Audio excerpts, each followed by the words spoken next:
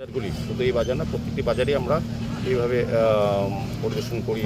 প্রয়োজনে যারা বেআইনিভাবে দখল করে রাস্তা বন্ধ করে ব্যবসা করে তাদের আমরা সরিয়ে দেওয়ার চেষ্টা করি। বিশেষ করে যখন কোনো ফায়ার ইনসিডেন্ট হয় যাতে ফায়ার ব্রিগেড ঢুকতে পারে, অ্যাম্বুলেন্স ঢুকতে পারে এবং প্রয়োজনীয় ব্যবস্থা গ্রহণ করা যায়, এদিকে লক্ষ্য করে বাজারটাকে সাজানো হবে। বাজারটা এইভাবেই এই কারণে পরিষ্কার করা হচ্ছে। আজকে কতগুলো দোকান উচ্ছেদ করা হয়েছে বেআইনি দোকান? প্রায় 100-র উপরে আছে এখানে। পার্মানেন্ট স্ট্রাকচারও অনেকে করে ফেলেছে। বিশেষ করে যেটা ভয়ঙ্কর বিষয়, এই কাটাখাল নদীটা প্রায় বন্ধ হয়ে যাচ্ছিল।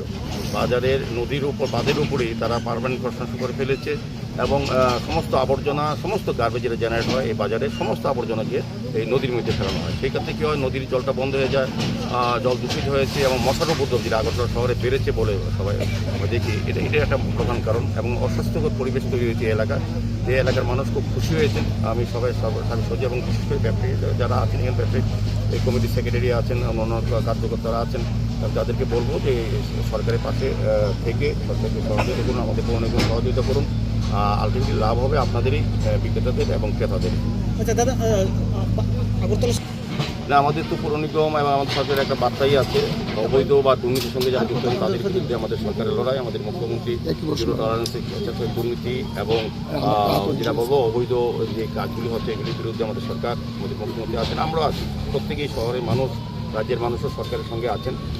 প্রত্যেকটি বাজারকে আমরা আগেও দেখেছেন, বটতলা বাজারে মদের ব্যবসা চলতো, এখানে নেশার কারবার ছিল, আমরা ভেঙে দিয়েছিলাম। তখন সময় দেখেছিলাম যে বিরোধীরা এটাতে তারা যারা অবৈধ ব্যবসা করে তাদের পক্ষ নিয়েছিলেন। আমি জানি না আজকে যারা অবৈধ কনস্ট্রাকশন আমরা ভেঙে দিয়েছি এখন বিরোধীরা কী বলবেন। আমার মনে হয় সবাই সহযোগিতা করা উচিত যে এই কাজটা সবার জন্য। এখানে বিরোধী বা কোনো সরকারের বা দলের বাজার নয়, এটা সবার বাজার। এই বাজারটা সবাই ব্যবহার করেন। এটা লেকটুমি বাজার একটা পুরাতন বাজার। তো আমরা আস্তে আস্তে মহারাজগঞ্জ বাজার আমরা দেখেছিলাম মধ্যে এই ধরনের বেআইনি কনস্ট্রাকশন করার একটা প্রবণতা ছিল। আমরা খবর পাওয়ার মতো আমাদের টাস্ক ফোর্স, আমাদের আধিকারিকরা, আমাদের কমিশনার সহ আমরা সবাই কিন্তু গিয়ে এটা সরিয়ে দেওয়া হয়েছে। কাজেই সবগুলি বাজারের উপরও আমাদের একটা সার্ভে আছে এবং লক্ষ্য আছে। তো আমরা চাইছি যে সুন্দর করে বাজারগুলি পরিচালনা করার ক্ষেত্রে তাদের সহযোগিতা চাই এবং আমাদের সরকার এবং আমরা পৌর নিগম আমরা যৌথভাবে কাজ করছি যাতে বাজারগুলি উন্নয়ন করা যায়। কংগ্রেসের যিনি সভাপতি আছেন